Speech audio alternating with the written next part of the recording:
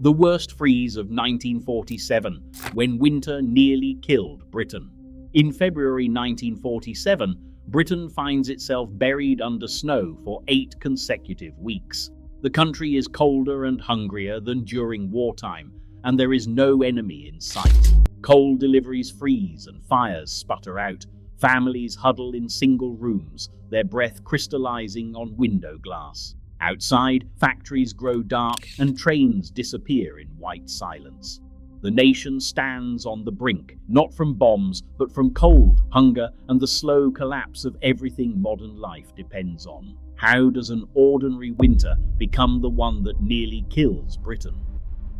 January 1947 began with rationing still in place, a leftover hardship from the war. Coal reserves, already running thin, hovered at dangerously low levels across the country. On the 21st, temperatures collapsed without warning. Snow began to fall, not in flurries but in steady, relentless sheets, settling on rooftops and rail lines, seeping into every gap of daily life. In the north, railways and sidings filled with drifts, wagons frozen solid where they stood. By the end of the month, entire supply routes vanished beneath white, unmoving banks. Trains that once delivered coal to cities stood idle, their engines locked in ice. Power stations watched their reserves dwindle, unable to replenish stocks trapped behind impassable tracks. Shopkeepers in towns like Sheffield and Newcastle measured out dwindling supplies by candlelight, their ledgers marked with shortages and delays. Council workers tasked with keeping roads open found their efforts swallowed by the next wave of snowfall. Men with shovels and salt buckets worked dawn to dusk, only to see the roads disappear again overnight. Municipal reports logged mile after mile of blocked lanes, with rural villages cut off for days at a time. In some areas, the only sign of life came from the slow, determined movement of a snowplow or a group of volunteers digging out a main road. Coal, the fuel that powered Britain's homes and factories, piled up useless at the pit heads. Railways, the arteries of the nation's supply chain, became graveyards of stranded wagons. In London and the industrial Midlands, power station managers sent urgent telegrams to the Ministry of Fuel and Power, warning that reserves would not last the week. The government, led by Minister Emmanuel Shinwell, issued statements urging the public to conserve electricity and fuel. But the reality was plain. The system was stretched to breaking point. Public announcements promised that the situation was under control, yet behind closed doors, officials debated how long the country could last on what little coal remained. Warnings of factory closures and unemployment grew louder. In some towns, council workers rationed salt and sand, prioritizing main roads and leaving side streets to the deepening snow. Shopkeepers watched their shelves empty, unable to promise when fresh deliveries would arrive. The first weeks of the freeze revealed a nation whose modern comforts rested on fragile lines of supply, lines now buried under snow. The cold had not yet crept fully inside the home, but already the machinery of daily life was grinding to a halt. Inside British homes, the cold becomes a living presence. Ice creeps across the inside of bedroom windows. Patterns of frost etch themselves on the glass where people sleep. Each morning breath rises in pale clouds, hanging in the air before fading back into the chill. Families gather in the smallest room, drawn to the single coal fire if there is coal left to burn. The rest of the house, unheated, turns into a series of frozen chambers, doors shut tight to keep what little warmth there is from escaping. In the kitchen, milk left on the doorstep arrives as a solid block, the bottleneck crowned with a plug of frozen cream. Pipes burst, sending thin sheets of ice across the kitchen floor. Water for tea must be coaxed from the tap, sometimes chipped from a bucket of ice and melted over the fire. The outside toilet freezes shut and becomes useless. Even the simple act of washing becomes a trial, with laundry freezing stiff on the line, shirts and sheets snapping like boards in the wind. Fuel is rationed and precious. When the last lumps of coal are gone, families turn to anything that will burn. Old newspapers, broken chairs, the spines of books all feed the flames in the hope of another hour's comfort. The smell of burning furniture mixes with coal smoke and the heavy scent of damp wool drying on chairs. Paraffin heaters glow in corners, their fumes thickening the air, but they offer little relief against the deep-set cold. Children shiver beneath layers of blankets, sometimes wearing coats and hats to bed. Parents, mothers, fathers, grandparents keep watch over the dwindling fire, measuring out to the hours of heat as if counting down the night itself. Meals shrink to what can be made quickly, before the cold steals the last of the warmth from the stove. Bread, margarine, and tea become daily staples, with the occasional boiled potato or tinned meat if the pantry still holds anything at all. Most nights, the family sleep together in the one warm room, beds pushed close to the fireplace, bodies huddled for warmth. Conversation fades early, replaced by the soft crackle of the fire and the distant groan of wind against the eaves. Outside, the world is silent and white, but inside, each hour is measured by the struggle to keep the cold at bay. Every morning brings the same ritual: scrape the ice from the window, stoke the fire, and hope the coal will last another day.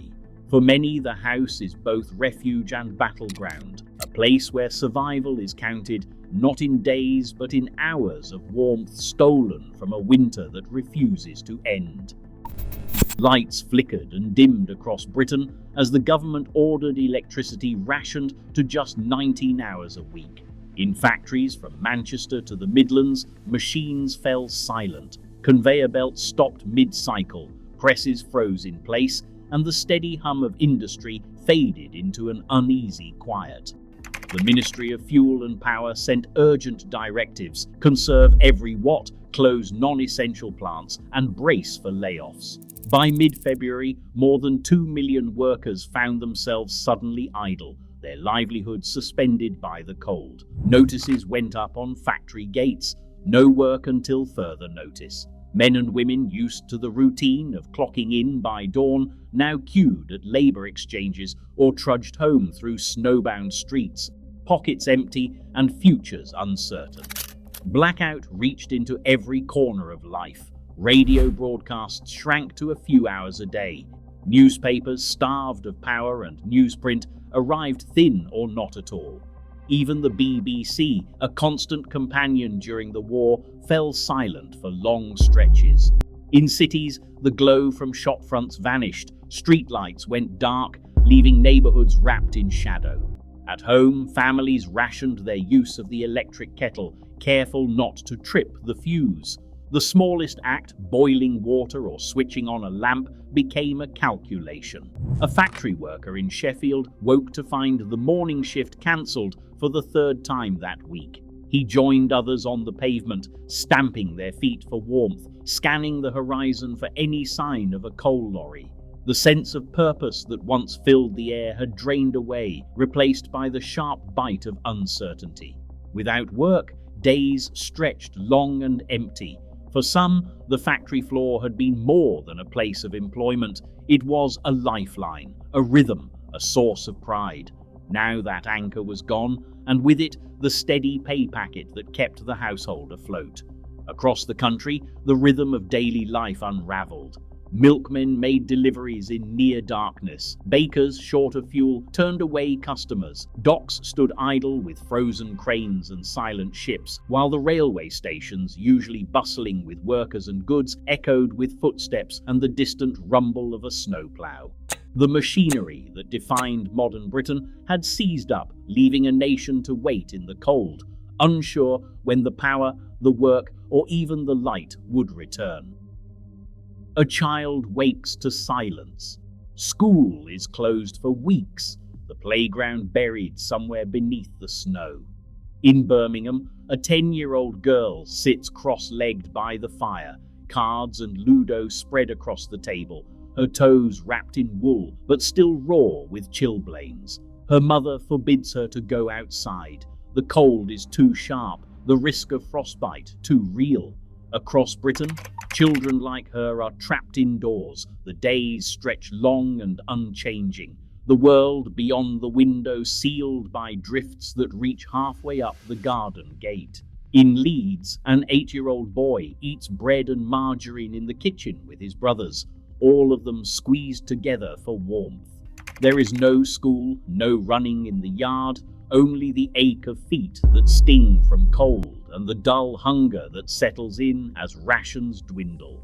The kitchen becomes the whole world, the only place where the fire sometimes glows. By February, more than 45,000 cases of chilblains are recorded among children, 3 times as many as the year before.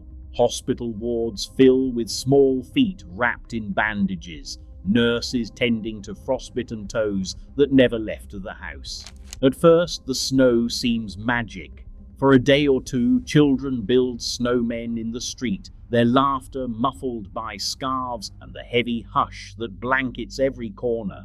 But the magic fades quickly. With schools shuttered, play turns to confinement. No television flickers in the corner. The BBC is silent for long stretches. Radios, if they work at all, offer only a few hours of sound. Card games and stories by candlelight fill the hours, but the room grows colder as the fire shrinks, and outside the drifts only grow deeper. Windows frost over from the inside, turning the world outside into a blur of white and shadow. Some children press their faces to the glass, hoping to catch sight of a neighbor or a stray cat, but the streets are empty.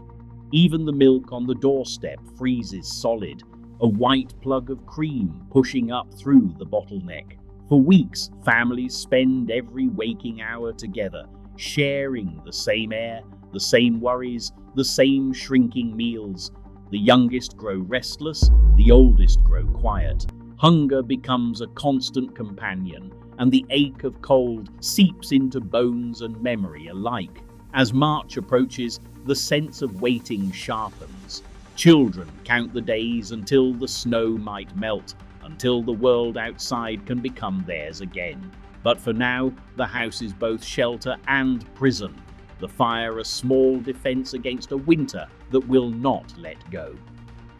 Queues form before dawn outside grocers and butchers, but the shelves inside are nearly bare.